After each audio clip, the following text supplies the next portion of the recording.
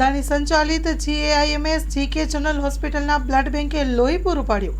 અદાણી સંચાલિત GAIMS GK general હોસ્પિટલના તાજેતરમાં 2 દિવસના નવજાત શિશુને બ્લડ બેંક દ્વારા તેને બચાવવા જરૂરી વિવિધ રક્તકણ સાથેનું લોહી પૂરું પાડી ઝેરી કમળામાંથી બચાવી લેવામાં આવ્યો હતો. હોસ્પિટલના બાળરોગ વિભાગે નવજાતની સારવાર કરી હતી.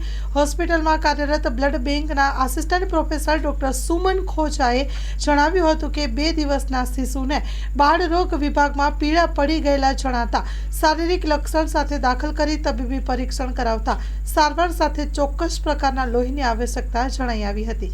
બ્લડ બેંકના હેડ ડોક્ટર જિજ્ઞાબેન ઉપાધ્યાયના માર્ગદર્શન હેઠળ માતા પિતા અને બાળકના લોહીના ગ્રુપની ચકાસણી કરાવી સારવાર માટે આવશ્યક કણ સાથેનું 500 ml લોહી તૈયાર કરી આપી અને બાળકને અપાયેલું હતું. લોહી જીવન રક્ષક સાબિત થયું હતું અને બાળકને જિંદગીના મોતમાંથી બચાવી લેવામાં આવ્યું છે. સામાન્ય સંજોગોમાં બ્લડ બેંકને લોહીનું દાન કરવા બ્લડ બેંકના વડા ડોક્ટર જિજ્ઞાબેન અને કાઉન્સિલર દર્શન રાવલે અનુરોધ કર્યો હતો. માં motor driving, safe and sure driving.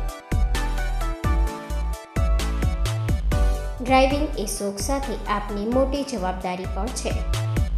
અમારા ઇન્સ્ટ્રક્ટર દ્વારા સચોટ અને સરળ માર્ગદર્શન.